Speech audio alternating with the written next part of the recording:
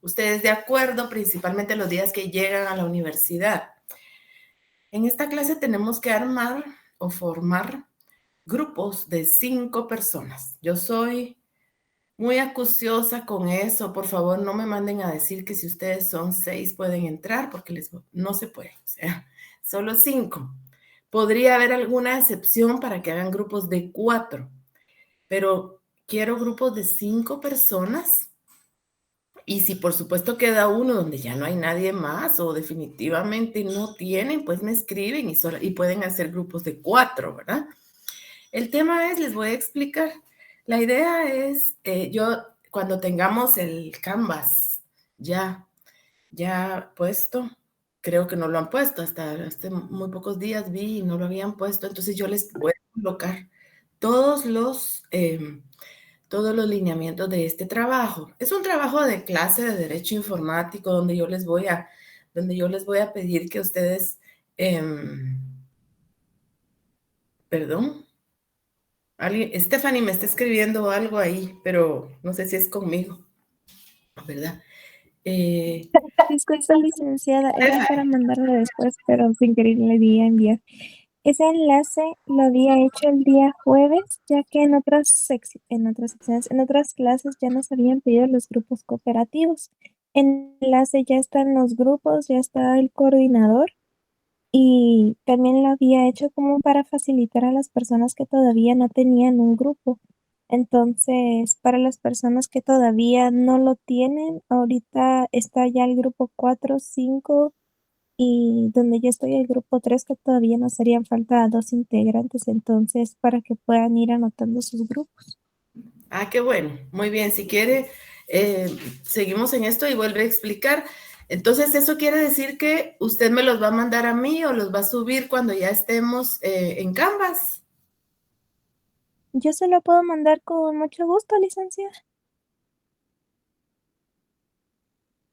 Sí, pueden mandarme el correo también mientras estamos con lo del Canvas, así avanzamos, ¿verdad?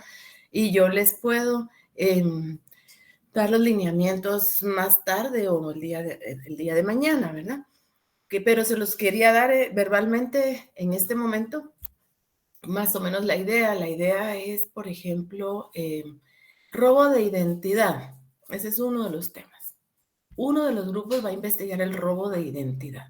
Yo, a pesar de que en la Facultad de Derecho yo doy el curso de lenguaje y técnicas de investigación y le doy mucha importancia de verdad a la investigación, la verdad es que en este curso me enfoco más en el contenido. No voy a estar con que por fuerza tienen que ser un gran trabajo con grandes técnicas de investigación, todo eso. No, más me interesa que sea un trabajo sí escrito y voy a dar los lineamientos muy simples, ¿verdad?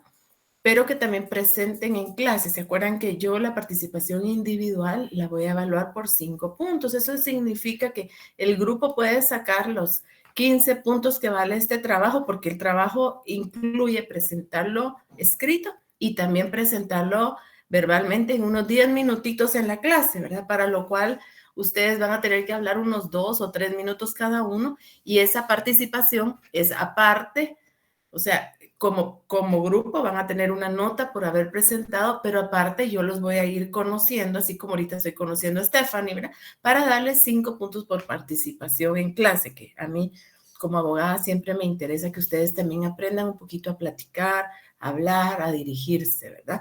Y no solamente su interacción como ingenieros en sistemas. Entonces, por ejemplo, el tema robo de identidad bancaria, digamos, ¿verdad? Un poquito de lo que ustedes puedan investigar y lo explican en clase para que todos conozcamos estos temas relacionados con el derecho.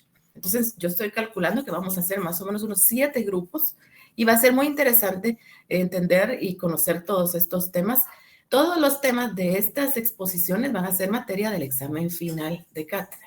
Entonces, ya más adelante voy a hablar un poquito sobre esto, aunque ya Stephanie pues me ahorró, o ustedes me ahorraron bastante la plática con el tema de la organización que ya tienen de lo de los grupos, ¿verdad? Así que, sin más, pues entonces vamos a iniciar nuestra clase. Ya tenemos 26 conectados. Y voy a proyectar, si Si alguien quiere hablar, como les he dicho siempre, pues mejor si habla directamente cuando yo esté proyectando, porque no los puedo mucho ver, ¿verdad? Y entonces vamos a...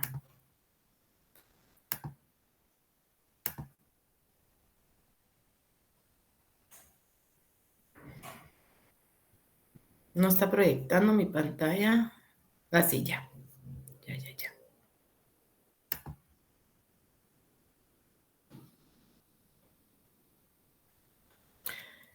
Si no ven la pantalla, me dicen, porque entiendo que sí la están viendo la presentación. Ya terminamos esta clase y creo que lo vamos a terminar antes de terminar la clase, por lo cual vamos a empezar nuestro segundo tema hoy mismo. Pero esta clase es la primera y es puramente derecho y sus... los derechos fundamentales de la persona, ¿verdad? ¿Recuerdan? Derecho y derechos fundamentales de la persona. Habíamos visto derecho a la vida, libertad de igualdad, libertad de acción, derechos de detención legal, derecho de defensa. Que nos presumimos inocentes, ¿verdad? No culpables. Que la ley no es retroactiva, o sea, a partir de ahorita todo lo que pase me aplica, no me puede aplicar ahorita algo que yo hice en el pasado. No tengo obligación de declarar contra mí ni contra parientes. Y no hay delito sin pena, o sea, si no existe en la ley, no me pueden decir que yo estoy cometiendo un delito.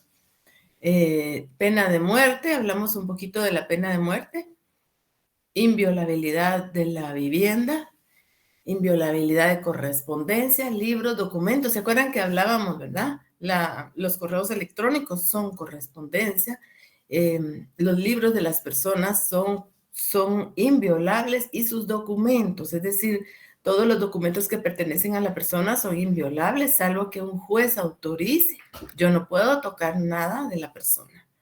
Entonces, de tal manera que hay que tener mucho cuidado con eso en el trabajo que nosotros hacemos. ¿Cómo deben registrarme a mí y a mi vehículo cuando hay retenes policíacos? Eso también lo vimos, ¿verdad? ¿Qué derechos tengo yo? También tengo libertad de locomoción, ¿no? O sea, puedo andar donde yo quiera. Esa únicamente nos la quitaron para la época de la pandemia. Tanto ustedes como yo únicamente hemos vivido eso, que en la pandemia sí no se podía andar en cualquier lugar y tampoco se podía andar en todas las horas. Pero generalmente toda la vida nosotros podemos salir y entrar a la hora que querramos por donde nosotros deseemos. Recordemos que en la pandemia incluso no se podía trasladar uno de Guatemala capital a Zacatepeques o Escuintla, los departamentos más cercanos, ¿verdad? No se podía ni siquiera ir ahí, mucho menos a los más lejanos, ¿verdad? Recordemos que lo que la Constitución dice es que nosotros tenemos libertad de ir y venir a donde querramos. Guatemala reconoce también el derecho. Nosotros podemos asilar a muchas personas por la política de nuestro país. Y también vimos que nosotros gozamos de un derecho de petición, o sea que todo lo que nosotros querramos formular a las autoridades, nosotros simple y sencillamente podemos hacerlo. Nosotros podemos pedir, de acuerdo con el artículo 28 de la Constitución. Más o menos por ahí íbamos, pero todavía creo que vimos el libre acceso a tribunales y dependencias del Estado. Vimos más. Ahorita voy a seguir haciendo el resumen y luego vamos a quedarnos donde de verdad nos quedamos. El derecho de petición consagrado en el artículo 28 de la Constitución, eso no se los voy a preguntar. Yo no les voy a preguntar nunca, miren en qué artículo está tal cosa. Eso no lo voy a hacer. Muchas veces creemos que los abogados no sabemos de memoria todos los artículos y que decimos artículo tal, tal cosa. No es así. Sí les puedo preguntar qué dice el derecho de petición. ¿Qué es el derecho de petición? Todos estos números que tengo acá forman preguntas. ¿Qué explica usted sobre la forma como pueden registrar personas y vehículos en Guatemala, por ejemplo? ¿Qué es libertad de locomoción? Esas serían mis preguntas. Entonces, el número 16, teníamos el libre acceso a tribunales y dependencias del Estado. En todas las dependencias del Estado tienen la obligación de abrirnos la puerta. Nosotros podemos entrar a las dependencias. Por supuesto, no entrarnos, como se dice vulgarmente, hasta la cocina, ¿verdad? No, porque ellos tienen el derecho de mantener resguardadas sus instalaciones, pero lo que quiere decir acá, más que todo, es lo profundo, es yo tengo derecho de saber qué está pasando ahí, que me informen todo lo que está pasando. Cuando nosotros veamos la ley de acceso a la información, ahí vamos nosotros a platicar sobre qué es lo que debe entregar una institución cuando se le solicita y hasta dónde se profundiza con el tema del libre acceso a los tribunales y dependencias del Estado. Voy a quitar esto. Permítanme. Publicidad de los actos administrativos, el artículo 30, que decía que todos los actos de la administración son públicos y los interesados tienen derecho a obtener en cualquier tiempo informes, copias, reproducciones y certificaciones que soliciten y la exhibición de los expedientes que deseen consultar, salvo que se trate de asuntos militares o diplomáticos de seguridad nacional o suministrados particulares bajo garantía de confidencia. Bien. No sé si ahí me había quedado, si alguien me lo recuerda, si no voy a partir de ahí. Pero así entendería yo. Y aquí solamente tengo algo que decir con respecto a este artículo 30. Estamos en el artículo 30 para que ustedes busquen en su Constitución. Los actos de la administración son públicos.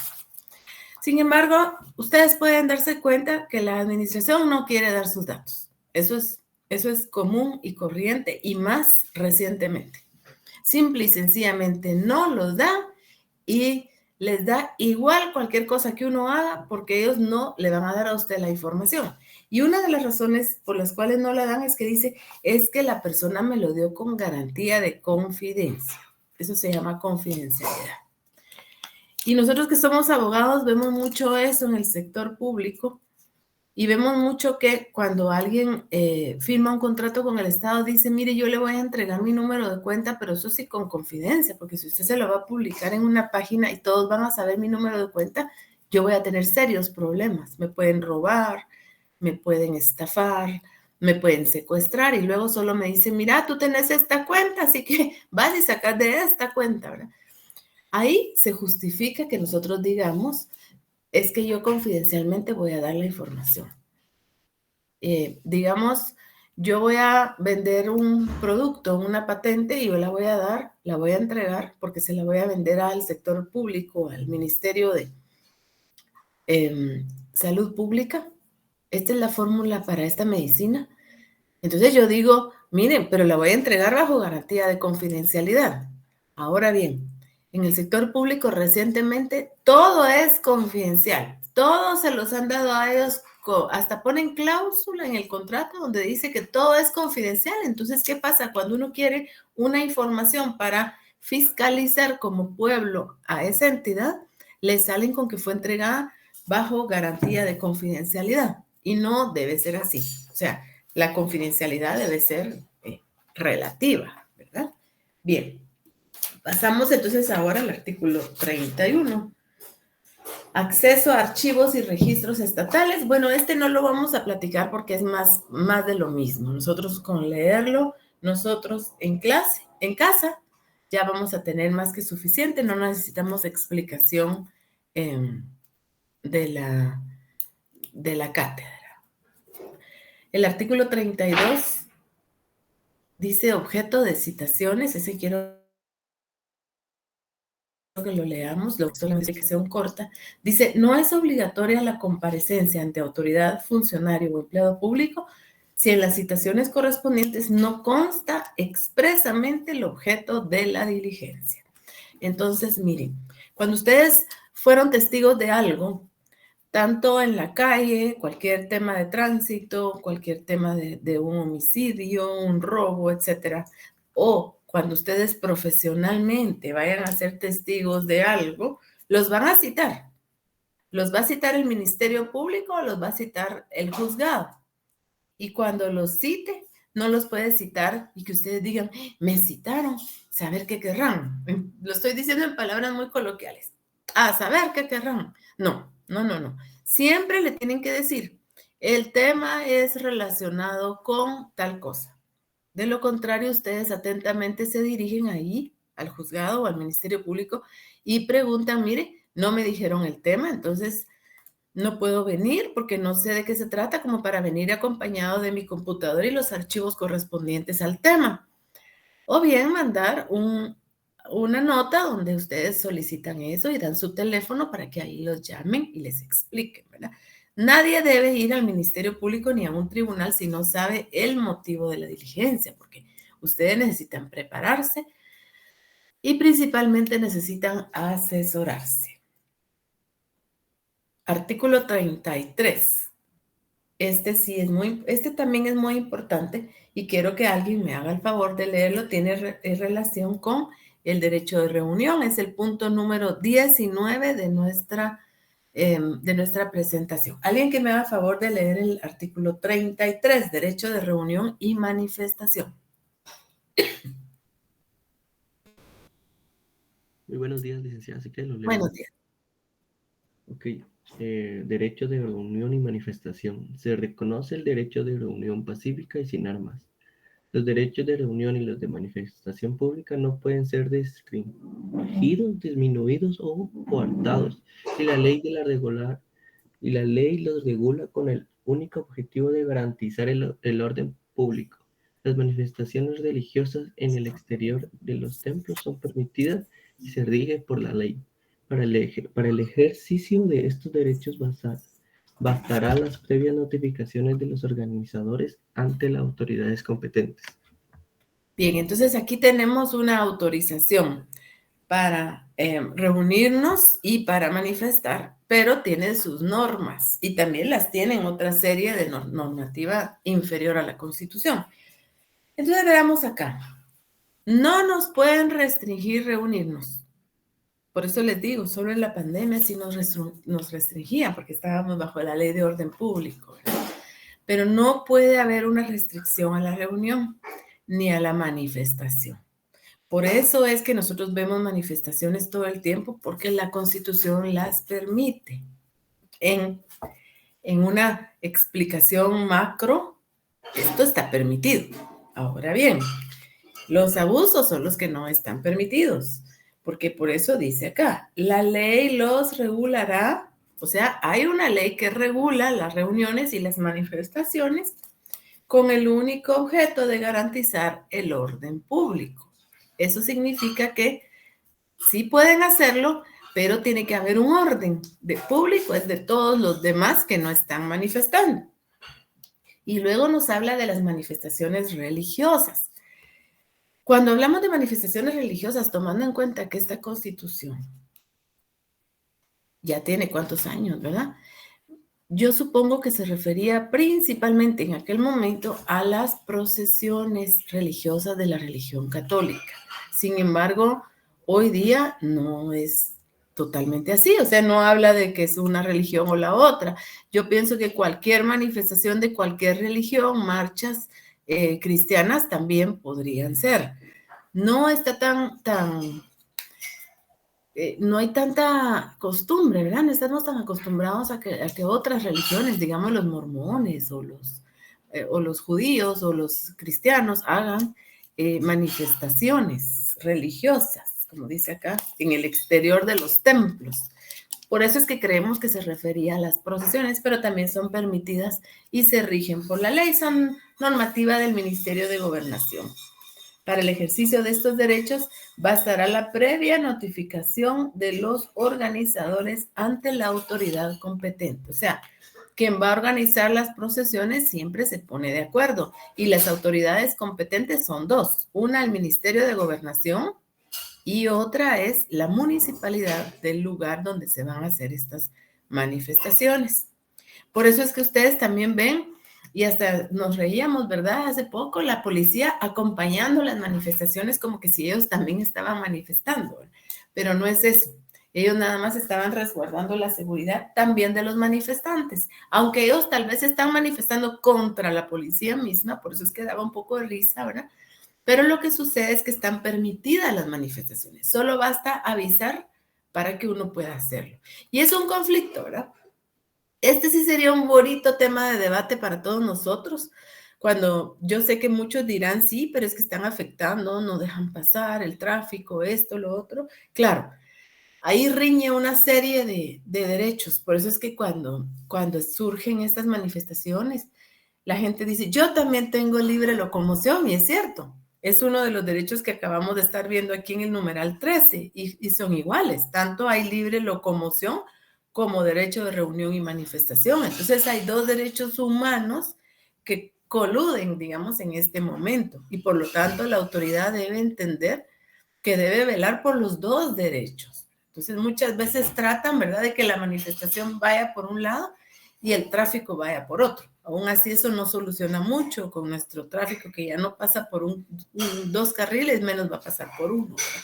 Sin embargo, sí quiero que quede claro para ustedes que la Constitución Política permite de esta manera el derecho de reunión y manifestación, que son diferentes al próximo derecho que vamos a estudiar, que es el derecho de asociación. Y ese lo tenemos regulado en el artículo 34. No sé si alguno de ustedes me va a hacer favor de leerlo. El 34, por favor.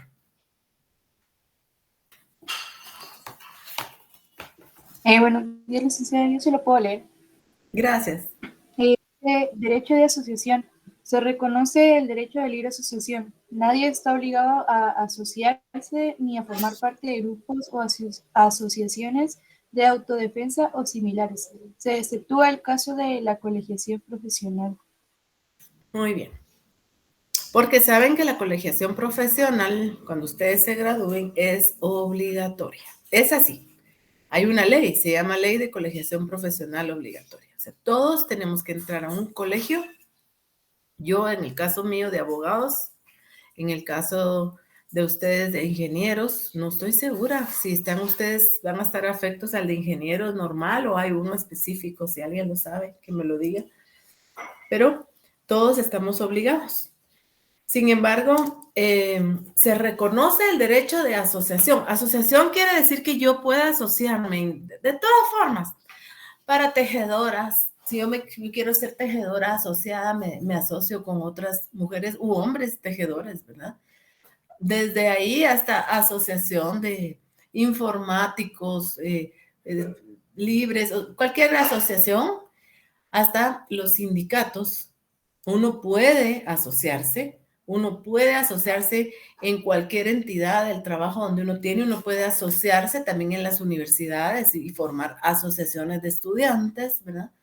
Uno puede, ¿ya? Puede, es la palabra.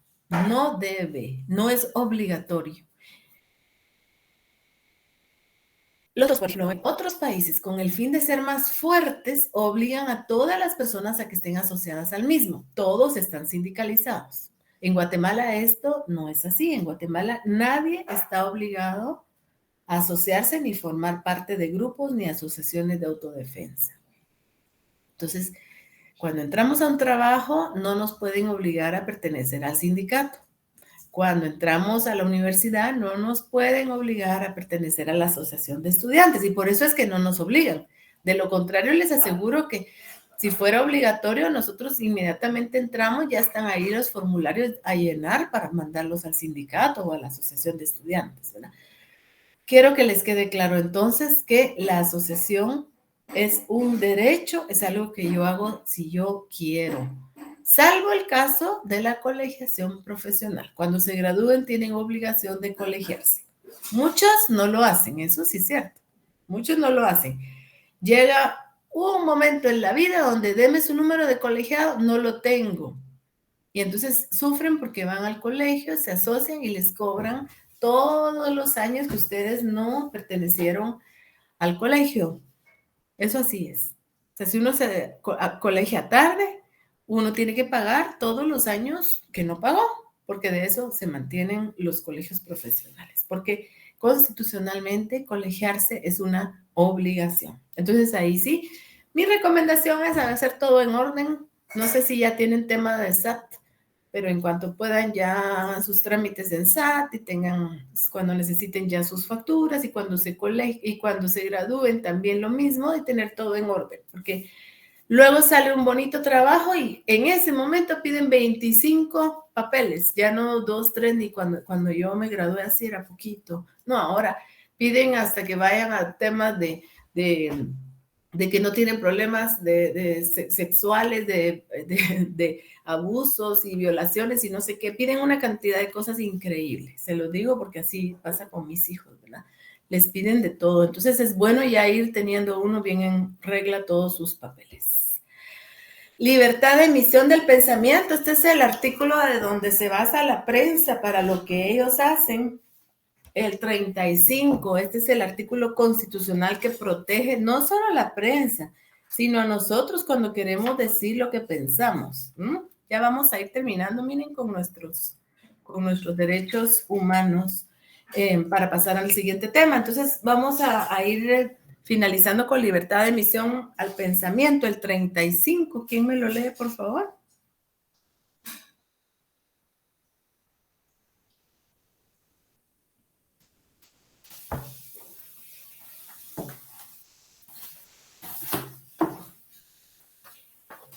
Vamos a ver.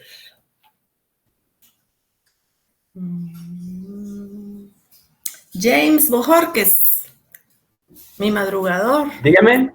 ¿Me podría leer el artículo 35 de la Constitución? Claro, con mucho gusto. Solo que una cuestión aquí, y es que a mí me sale que es demasiado largo, así que no sé si solo leo el primer déjeme ver. No. Es un parrafito. Yo creo que usted tiene una Constitución que tiene... sí, es algo... No, pero vamos a leer unos 2 párrafos nada más. Hasta donde dice cargos. Está bien. Libertad de emisión del pensamiento, es ¿verdad?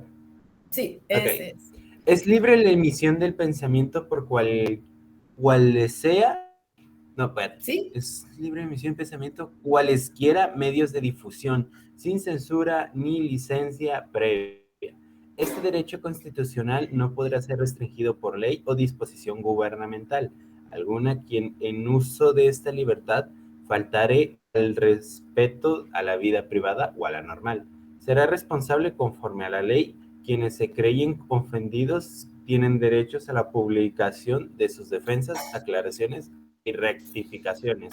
No constituyen delito o falta a las publicaciones que contengan denuncias, críticas o imputaciones contra funcionarios o empleados públicos por actos efectuados en el ejercicio de sus cargos.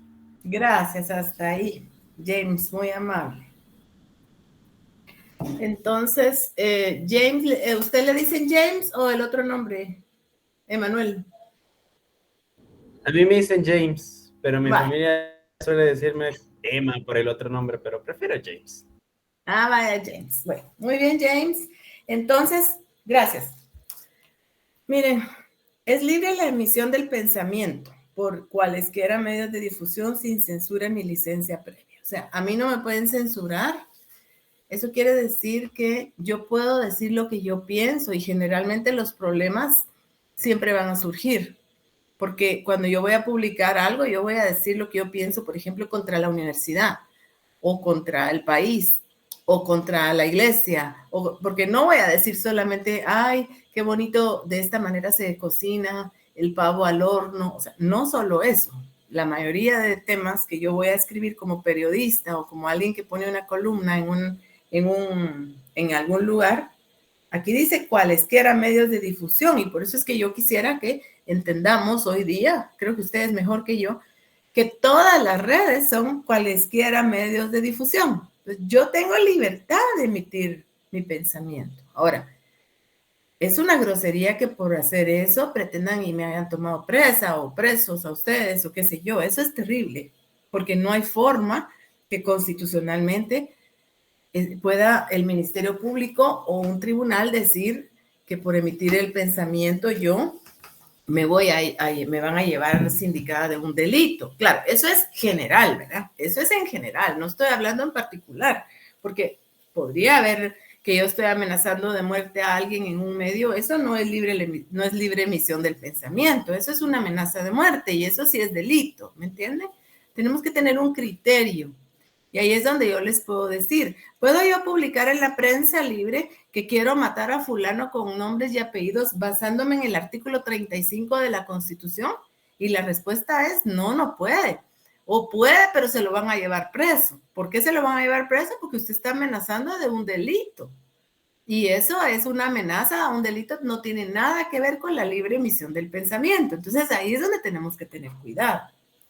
Este derecho, dice, no podrá ser restringido por ley ni por disposición gubernamental alguna. Es decir, nadie puede restringirme mi derecho de pronunciarme ni mi libre emisión del pensamiento. No hablamos solo de periodistas. Estamos hablando de todos nosotros.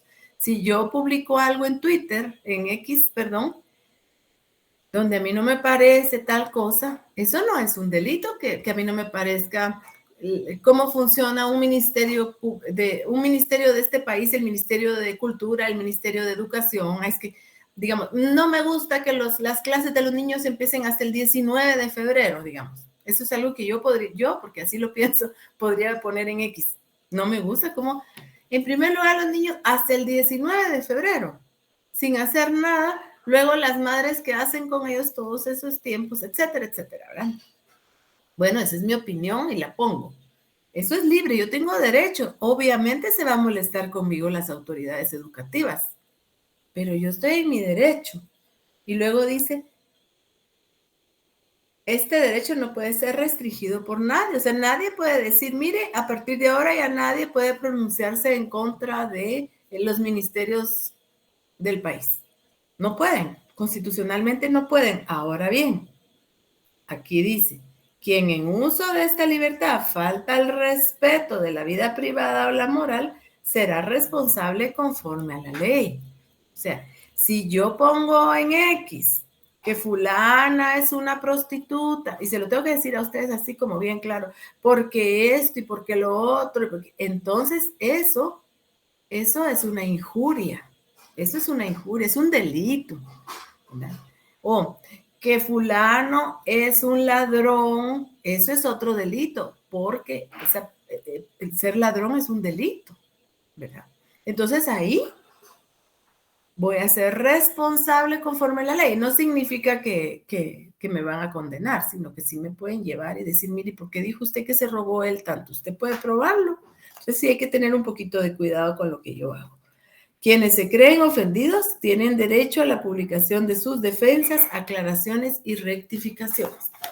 Es decir, que si yo puse en un lugar lo del Ministerio de Educación que les dije, es que yo no estoy de acuerdo que el 19 de febrero entren los niños de las escuelas a clases. Quien se sintió ofendido, digamos, el Ministerio de Educación puede publicar una aclaración y pone derecho de defensa. Por eso es que ustedes, no sé si lo han leído, pero hay derecho de respuesta, perdón. Y entonces ponen, ¿saben qué me van a poner? Sí, pero los niños terminaron el 30 de noviembre las clases, mientras que los niños de colegio terminaron el 15 de octubre. Y ahí entonces tiene razón. Entonces, por decirlo así, el Ministerio de Educación, si eso es así, bueno, lo que pasa es que ellos corrieron su ciclo lectivo, porque acuérdense que empezaron tarde por el tema de COVID, que no estaban preparados para clases presenciales.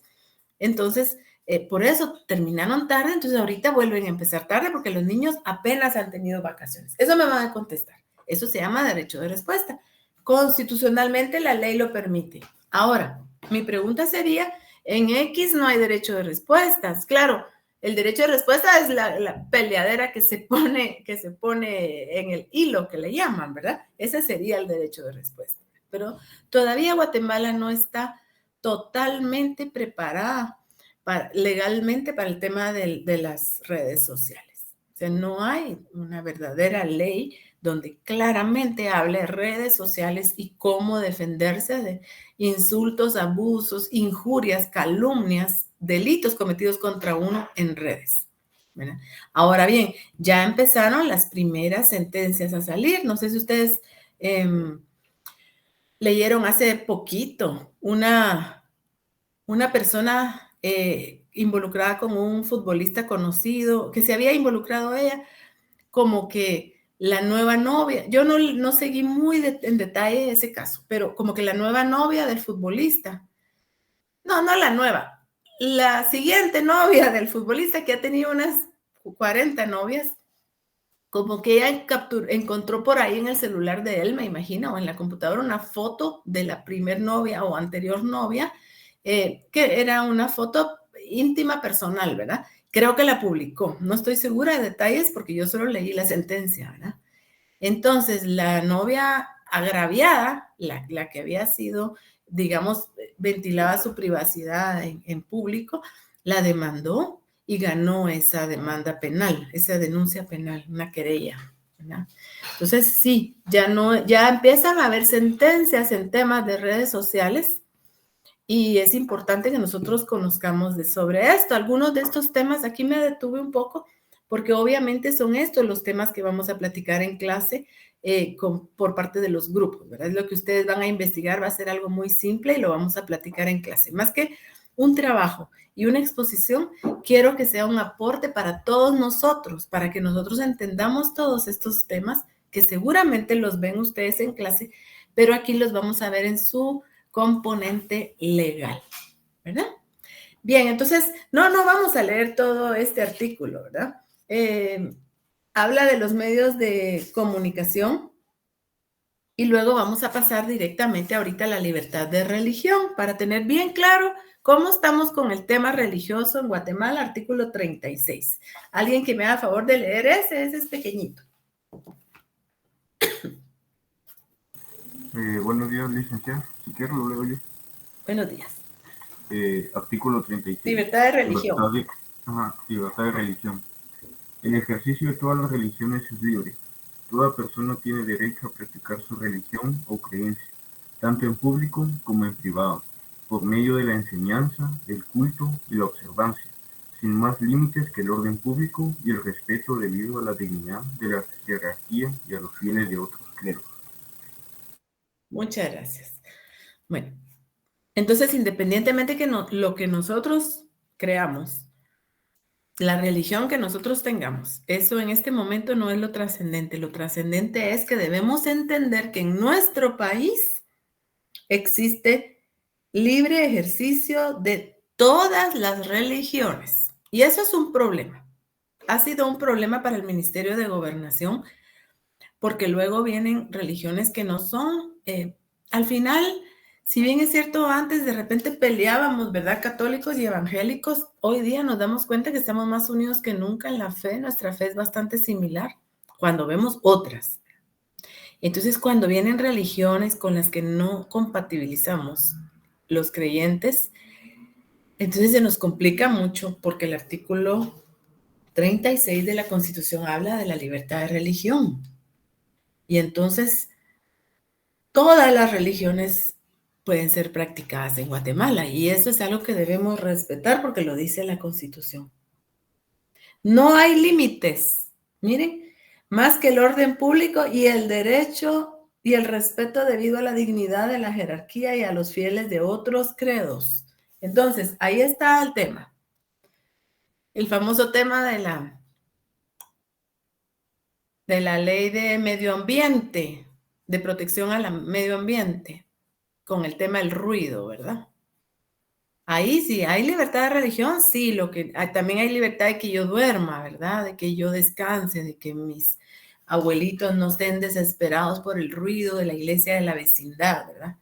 Hay libertad, sí, pero no pueden haber procesiones todos los días, porque entonces ¿a qué horas salgo yo? ¿A qué horas camino? Me quedé trabada en una procesión, bueno, ¿me entienden? Entonces tenemos que compatibilizar la libertad de religión con todas las demás libertades que nosotros tenemos, ¿verdad? En Guatemala debe haber compatibilización de todas las libertades. Pero aquí en conclusión, la libertad de religión en Guatemala es un hecho. Todas las religiones. Se vuelve un problema, vuelvo a decir, cuando vienen unas religiones que de repente riñen con otras garantías, donde de repente tratan mal a los niños, donde de repente hay situaciones para la mujer muy deplorables y en Guatemala todos somos iguales. Entonces ahí es donde empiezan los problemas. Pero en general hay libertad de religión. Voy a pasar asistencia en este momento antes de irnos a un pequeño break. Y después del receso vamos a continuar nuestra clase. Hoy es lunes 22 de enero. Esteban Molina. Esteban, fíjense que Esteban no ha estado asistiendo. ¿Ustedes saben de él? ¿Tiene alguna excusa él? ¿No saben? Catherine Melissa Palacios. Presente, licenciada. La Jefferson. verdad no sé, licenciada. ¿Mande? Yo no sé por qué no he estado en clases. No estaba en clases, ¿verdad? Pero si lo ven mañana que ustedes llegan a la universidad o algún amigo o compañero que tengan, que le pregunte nada más, ¿verdad? Que me mande un correíto porque él está asignado, quiere decir que sí va a pertenecer a la clase, que me mande un correíto de una excusa por la cual no esté asistiendo, ¿verdad? Jefferson Ailón. Presente. Dylan Efraín Reyes. Presente. James está. Angelín Díaz. Presente. David García. Presente. Roberto de León. Presente. Carla Ramírez. Brandon. Presente, licenciada. Gracias. Brandon Pacay. Presente. Pablo Juan. Presente. Jordi Carreto. Presente. Carlos Elías. Presente. Alessandro Mancilla. Presente. Luis Guevara. Presente. Diego Ardón. Presente. Giancarlo Mazariegos. Presente. Jorge Mario Folgar. Presente. Byron Salazar. Presente. Fátima Santos. Presente. Eduardo Toc. Presente. Fátima Mayen. Presente. Gadeli Jiménez. Presente. Oliver Ruiz.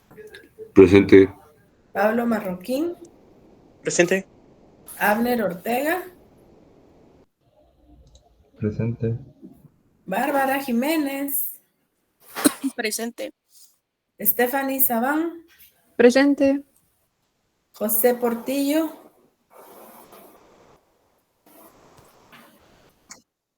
Pablo Roldán. Presente. Stephanie Argueta. Presente. Jocelyn Payés.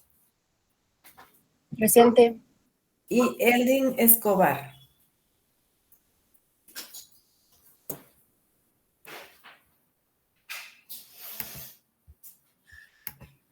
Vamos a dejar entonces un tiempecito para descansar 5 minutos y regresamos a clase.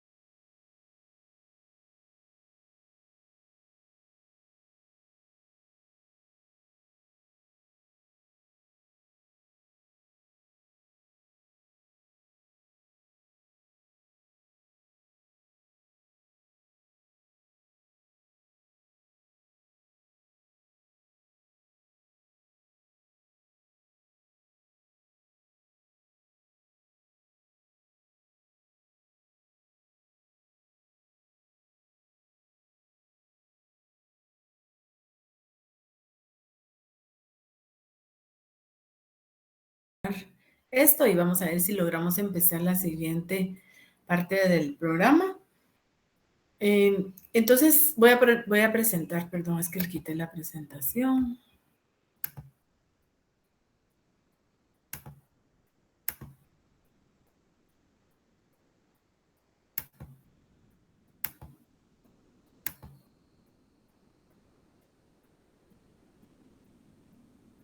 Espero que la vean.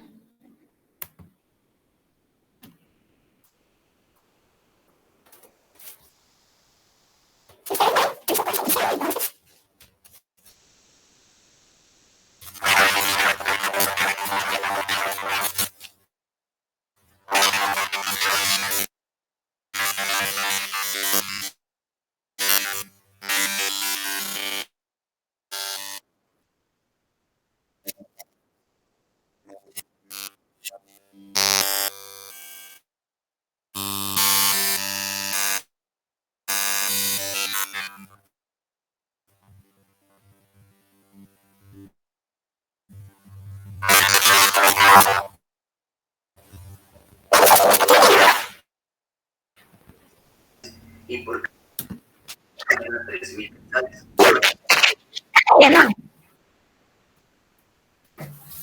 Me voy a mover a otro lugar, permítame entonces. Y ahorita ya se restableció. Sí, ¿verdad? Porque ya me moví un poquito.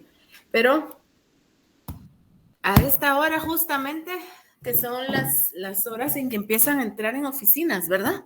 Creo yo, es que pasa esto. ¿Están viendo la presentación? Sí se puede ver la presentación. Bueno, y a mí sí me escuchan ya bien, ¿verdad? Sí, licenciada. Entramos al derecho de propiedad, artículo 39 de la Constitución. Aquí me voy a detener nada más un poquito porque es importante que estudiemos el derecho de propiedad. Miren, la Constitución Política de la República garantiza el derecho de propiedad. Entonces, no pueden a usted quitarle ninguna propiedad, y propiedad privada es todo lo que tenemos nosotros, lo que vamos logrando hacer en nuestra vida y lo que nos van heredando nuestros padres o regalando, ¿verdad? Entonces, la Constitución en el artículo 39, y lo voy a leer yo, dice, se garantiza la propiedad privada como un derecho inherente a la persona humana. Toda persona puede disponer libremente de sus bienes de acuerdo con la ley. ¿Por qué es este artículo importante? Hay muchas razones, pero una de ellas es que en el 85 todavía existían resabios de la Guerra Fría, donde la propiedad era social. En muchos países la propiedad era de todos. Entonces a uno le adjudicaban una cantidad de bienes para uno, pero uno no podía tener todos los que uno quería, sino que solamente los que le adjudicaban. Y de ahí le daban un salario para vivir, para medio vivir, digamos, ¿verdad? Era un salario base y había muchos países con este tema. Entonces, muchas veces cree la gente que nos van a regresar a ese tipo de cosas. Algunos gobiernos van a regresar a quitarnos las cosas que tenemos para dárselos a otros, etcétera. Sin embargo, nuestro artículo 39 de la Constitución dice que la propiedad privada está garantizada y toda persona puede disponer libremente de sus bienes de acuerdo con la ley. Esto también es porque muchas veces en algunos países no podía venderse ni comprarse si no lo autorizaban a uno, imagínense. O sea, si el Estado no me autorizaba, yo no podía comprar. Y si el Estado no me autorizaba, yo no podía vender. Por el otro lado, quitando temas políticos, resulta que habían países, hay países todavía, mejor dicho, donde la esposa no podía vender si el esposo no le autorizaba. Una mujer soltera no podía vender si el padre no le autorizaba. Y si no tenía papá, si el abuelo no le autorizaba. Entonces, todo esto fue eliminado. Nuestro Código Civil ya lo había eliminado, pero la Constitución trató de refrendar que todos podamos comprar y vender simplemente porque se nos da la gana. No tengamos que pedir autorización ni del Estado ni de ninguna persona. Y luego adelante dice, el Estado garantiza el ejercicio de este derecho y deberá crear las condiciones que faciliten al propietario el uso y disfrute de sus bienes de manera que se alcance el progreso individual y el desarrollo nacional en beneficio de todos los guatemaltecos. Todo esto es referente al derecho de propiedad. El artículo 40 dice que la propiedad puede ser expropiada por razones de utilidad pública, beneficio social o interés público debidamente comprobadas. Y esto es, hay expropiaciones que ocurrieron, por ejemplo, entiendo que para crear de lo que ustedes conocen, el famoso, ¿cómo se llama? Camino que hay entre Chimaltenango para pasar, que se vive derrumbando. Ay, Dios mío. El libramiento. El libramiento de Chimaltenango, sí, se me había olvidado el nombre. Bueno, entiendo que esa es la última gran expropiación de tierras que se hizo. O sea, a la gente se le dijo, mire, se le va a pagar. Se le va a pagar. No mucho lo conocimos, por lo menos los abogados no tuvimos mucho acceso a cómo fue que el trámite de esto fue muy secreto, ¿verdad? Pero sí se entiende que hubo una expropiación. ¿Por qué? Para utilidad pública, porque pasar por Chimaltenango era terrible en la época en que no estaba este libramiento, ¿verdad? Entonces, como había una necesidad pública, entonces fueron expropiadas estas tierras, hasta donde yo entiendo, o de lo contrario, tal vez fueron vendidas, pero sí había una necesidad de construir algo ahí. Entonces, estamos con el derecho de propiedad, el derecho de autor, el artículo 42. ¿Y este les interesa a ustedes? Sí, les interesa mucho porque ustedes van a inventar, porque ustedes van a crear, y van a elaborar programas y todo tipo de documentos electrónicos y todo lo que ustedes hacen en su profesión, ¿verdad? Van a ser autores, van a ser dueños de eso. Entonces, ¿cuál es el derecho que les da la Constitución? Ahorita vamos a estudiar el derecho que les da la Constitución, pero más adelante en el curso vamos a estudiar la ley de marcas para que ustedes registren su marca, las patentes para que ustedes patenten sus invenciones. Ahorita vamos a ver qué dice constitucionalmente el artículo 42. Alguien que me lo lea, por favor.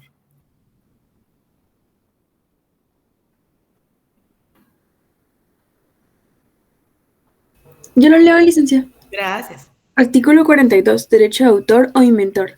Se conoce el derecho de autor y el derecho de inventor. Los titulares del mismo gozarán de propiedad exclusiva de su obra o inventor, de conformidad con la ley y los tratados internacionales. Gracias. Bien, entonces se reconoce el derecho de autor y el derecho de inventor. Es un derecho humano constitucional para las personas que inventan, que crean algo, que tienen autoría sobre algo y tienen la propiedad exclusiva sobre esa obra e invento. Y de conformidad con la ley, por eso es que vamos a estudiar la ley de derecho de autor. Y finalmente, el último de los derechos que vamos a estudiar es el artículo 43, libertad de industria, comercio y trabajo.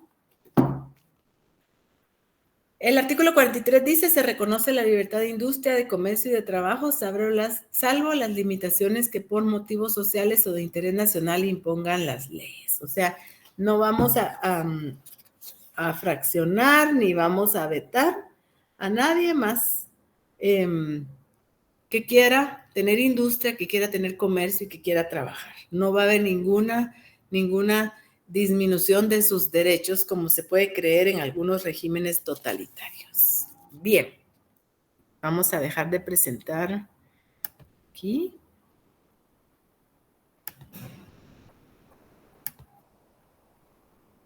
Bien, entonces esta es la primer clase. Hoy sí voy a llenar los artículos que hacen falta en la presentación y se las voy a compartir hoy mismo por la mañana para que ya la tengan y la archiven por ahí, materia del primer examen parcial. Este es el primer tema de nuestra clase. Nos tardamos solamente una semana y un poquito de la siguiente en verlo.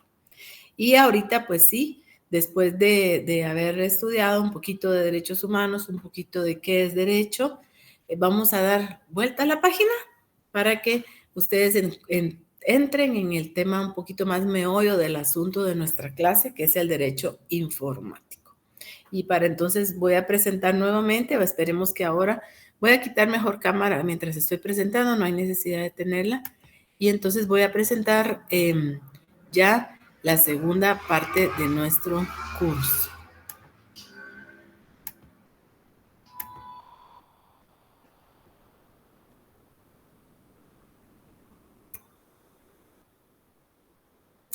Me van a esperar un segundito. Es que no lo había bajado.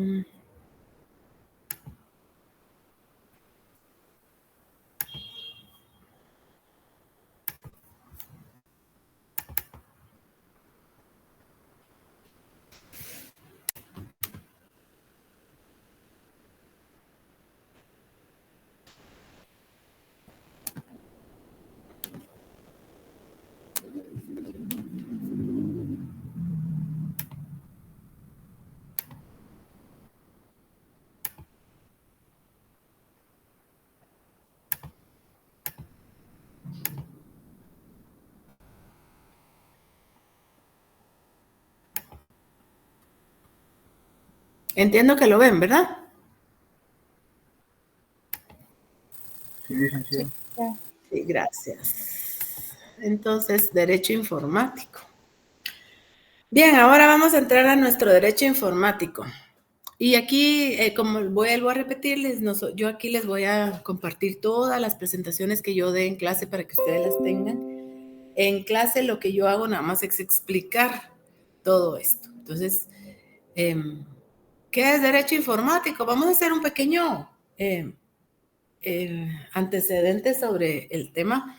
Y la verdad es que es una de las ramas más jóvenes del derecho. ¿Por qué?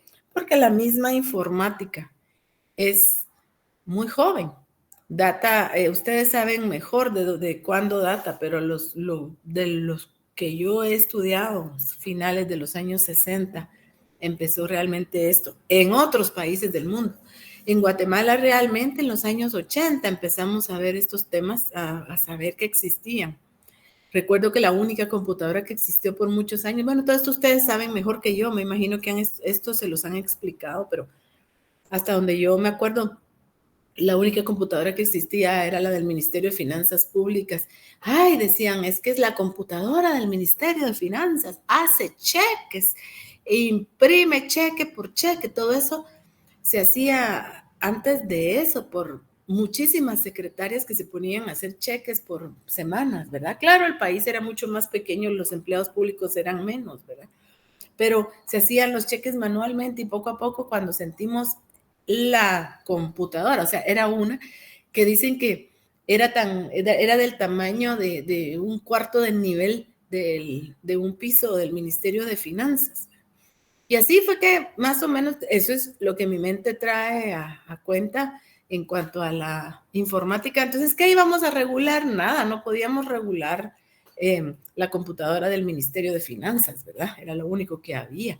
Y poco a poco, así, hasta que yo puedo decir realmente después del milenio, en el año 2000, realmente esto debe ser, o tal vez en los 90, ¿verdad? Esto debió ser regulado por leyes, ¿verdad? Pero es un derecho muy nuevo, es un derecho que vamos a ver más adelante, se cree que ni siquiera debería ser autónomo, es decir, que depende de otros derechos, como derecho tal no debería existir, ¿verdad? Y entonces como concepto vamos a ver que nuestros libros de texto dicen es una rama de las ciencias jurídicas, claro, el derecho informático es jurídico. Y aquí abro otro paréntesis. Y es el conflicto que siempre tengo con mis estudiantes, es que ustedes, su mente está orientada a la computadora y a hacer todo lo que otras clases les exigen dentro de la computadora probablemente, mientras que este curso es muy teórico. Este curso es muy teórico y los obliga a leer porque los abogados eso es lo que hacemos todo el día. Todo el día leemos una cosa o leemos otra y nos mantenemos leyendo, cosa que ustedes probablemente no hacen. Entonces es la riña de este curso para ustedes es leer y no hay forma de impartirlo si no es leyendo y trabajando y escribiendo. Entonces, es una rama de las ciencias jurídicas. Por más que vela por la informática, es una rama del derecho. Contempla la informática como instrumento y esa es la informática jurídica, y como objeto de estudio el derecho de la informática. O sea, la informática jurídica es todos los programas, todo el producto de la mente sobre la computación o informática, y como objeto de estudio el derecho de la informática. ¿Qué hay? ¿Qué es las restricciones que yo tengo? ¿Qué es lo que yo puedo hacer, qué no puedo hacer? ¿Y en qué ley encuentro qué puedo hacer y qué no puedo hacer? ¿Cómo me resguardo? ¿Cómo firmo un contrato respecto de esto? Eso podría ser un concepto. Ahora bien, De Santis, el autor, dice, es aquella ciencia que estudia el tratamiento automatizado de la información desde una perspectiva jurídica.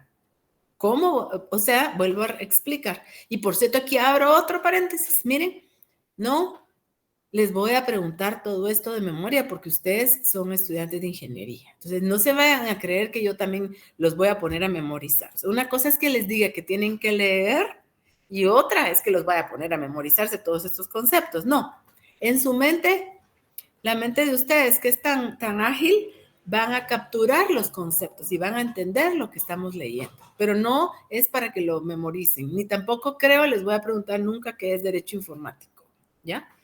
Los derechos fundamentales de la persona sí se los puedo preguntar. ¿Por qué? Porque yo les digo, díganme qué es libertad de religión y ustedes tienen muchas cosas que hablar.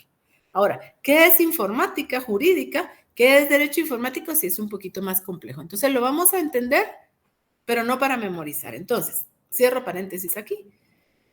Aquella ciencia que estudia el tratamiento automatizado de la información desde una perspectiva legal. ¿Cómo trato yo la información que yo traslado, la que yo manejo? Saben que ustedes van a manejar en sus trabajos cuánta información. Información generalmente sensible. Sensible para la persona, sensible para el trabajador, sensible para el trabajo donde ustedes están. Y sensible para la comunidad también. Entonces, ¿cómo debo tratar esta información que se me está dando y a la que yo tengo la capacidad de ingresar? Si ustedes se dan cuenta, muchas veces uno dice, ay, Dios mío, fulano va para abogado. Eso es darle una pistola, dice uno, a un niño de 5 años, porque si él va a ser abogado, si él es corrupto, él es fraudulento, él no es correcto, él es una persona que no tiene ética, ¿cómo le van a poner de abogado? Bueno, yo diría lo mismo. Es difícil entregarle toda la información que le entregamos a los informáticos. ¿Cómo le hacemos? Él tiene o ella tiene acceso a todo el material de la empresa, tanto el sensible personal como el técnico, como las fórmulas, como los programas, como las compras y los bancos. Entonces, el tratamiento de cómo debo tratar yo la información que yo poseo, eso se llama derecho informático. Capaz, la perspectiva que le vamos a dar a esto es una perspectiva jurídica capaz de ordenar la actividad, situaciones y relaciones jurídico-informáticas emergentes al servicio del derecho a la información.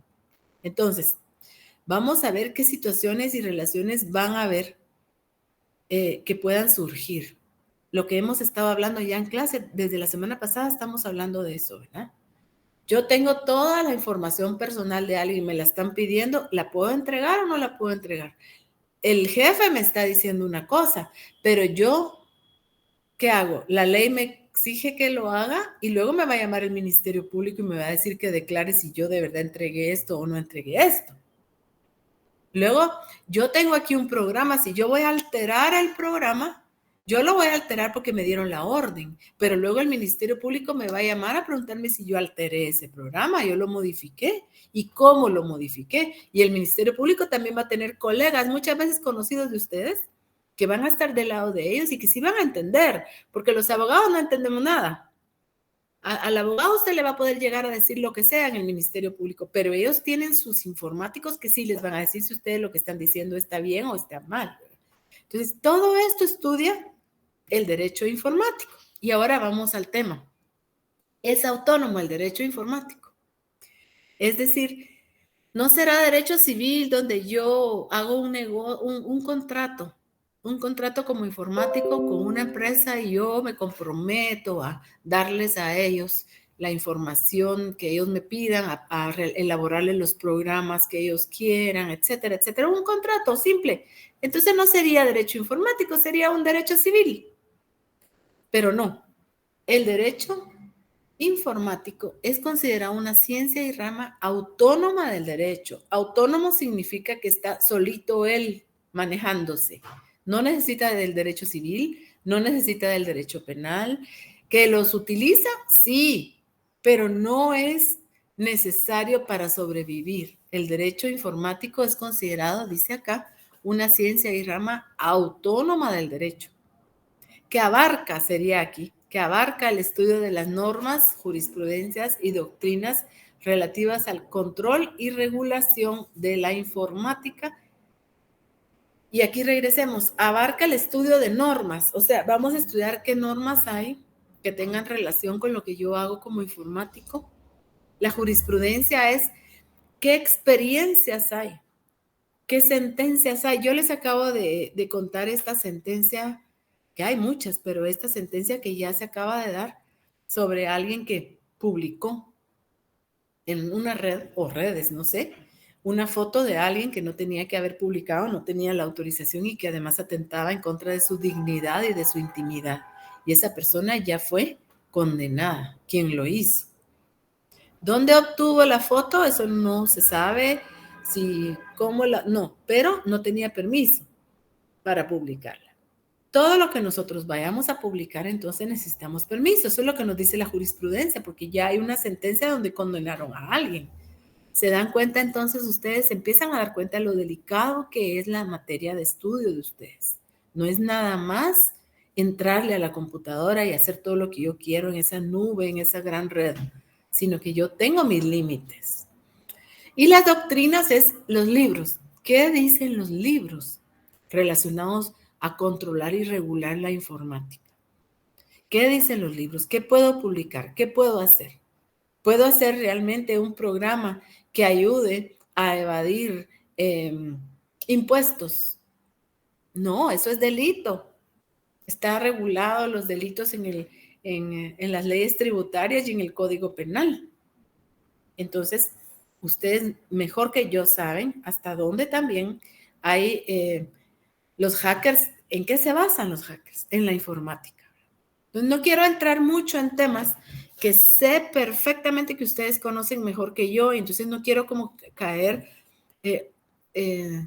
dicho de una forma muy elegante, en un ridículo. Por eso es que me voy a centrar en el estudio del derecho, que es lo que conozco y controlo un poco más. Pero ustedes saben a qué me estoy refiriendo. Entonces, ¿qué regula el derecho informático? Regula hasta dónde puedo llegar. Eso es tal vez lo que yo quisiera explicarles. ¿Es autónomo?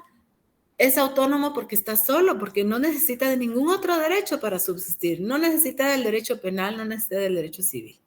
Y entonces, la regulación de la informática la vamos a tener en dos aspectos. Una es regulación del medio informático en su expansión y desarrollo. Esto lo vamos a entender conforme vayamos estudiándolo. ¿Cómo se expande el derecho informático? ¿Cómo va creciendo? ¿Qué normativa hay cada vez más? Cuando sintamos va a haber una ley informática en Guatemala, porque ya todo es tan difícil de contener a los informáticos. Ustedes saben cuántas veces todos recibimos esos mensajes de que su cuenta ha sido bloqueada, ¿verdad? De bancos. Yo los recibo tal vez cada 2 días, recibo uno. Entonces, necesitamos ya regular los delitos informáticos en una mejor forma. ¿Cuánta gente pierde su dinero en cuentas diariamente, verdad? Hay incluso ahorita denuncias en el Congreso de la República por los diputados. El tema Banrural se volvió terrible, cómo le han robado a la gente el dinero de sus cuentas. Eso va a la literal B, aplicación idónea de los instrumentos informáticos. Entonces resulta que yo ya los pondría al mismo nivel de los abogados cuando dicen que es que darle a fulano el título de ingeniero en sistemas, de verdad es darle una pistola a un niño de 5 años. Yo espero que de ninguno de mis alumnos se diga eso. Yo espero que todos tengan conciencia de la herramienta que ustedes están manejando, tanto como los abogados. O sea, un abogado incorrecto, que tiene una ética perversa, que es un delincuente, lo vamos a poner de juez. Y miren, por eso estamos como estamos. Porque ese juez va a dictaminar como se le da la gana. Qué terrible estar uno parado en un banquillo enfrente de un juez antiético. De la misma manera, la informática debe usarse bien. Entonces, por eso es que esos dos aspectos vamos a estudiar en clase. Se le considera autónomo, dice acá, porque no es una rama típica del derecho, pero sí constituye conocimientos y estudios que se encuentran relacionados al derecho y a la informática. Bien. Vamos a dejar de presentar acá. Bien. Entonces, para no cargarlos con demasiada información, el día de hoy dimos unos pincelazos ya de nuestro próximo mes de clases, o sea, el derecho informático como tal. O sea, nuestro curso se llama así, ¿verdad?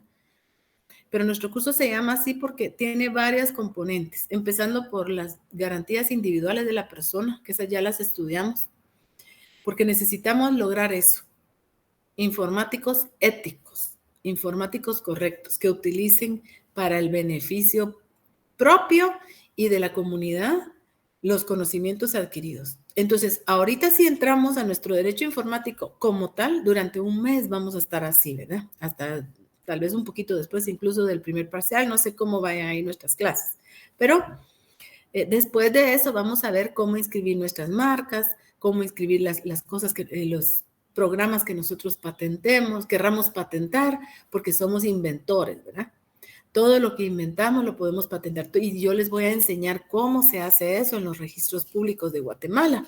Vamos a hablar bastante también, más o menos un mes de derecho laboral, porque ustedes van a entrar a trabajar a lugares donde para los programas que también van a formular o trabajar, van a necesitar saber todos los derechos fundamentales laborales de la persona. Entonces, eso ya lo hablamos en la primera clase. Yo solamente repito todo esto cuando a veces alguien no llegó para que lo tenga. Entonces, dos cosas acá. Uno, les voy a poner la presentación número 1 a partir de un rato. Y dos, por favor, fórmenme o termínenme de formar. Ya me explicaron que me van a mandar un link para que yo entre a todos los grupos. Y yo, en el transcurso de esta semana o principios de la otra, ya les voy a poner el trabajo en grupo que ustedes tienen que hacer. El trabajo en grupo va a ser un trabajo, por supuesto que me lo van a mandar en papel, porque en papel no, en un archivo de Word o de PDF, compartido para mí y para los compañeros, para que todos tengamos por ejemplo, el robo de identidad. Eso va a ser uno de los temas. Entonces, me lo van a enviar a mí en 3, 4 hojas. Yo les voy a dar los lineamientos de ese trabajito y también lo van a presentar en clase para que yo vaya viendo cómo pueden ustedes hablar. Es bueno aprender a hablar en público. Todos tenemos que aprender a hacerlo. Obviamente, quienes tenemos ciencias sociales como nuestra base, más, pero ustedes también. Entonces, lo van a presentar. El trabajo va a valer 15 puntos, que incluye trabajo escrito y exposición.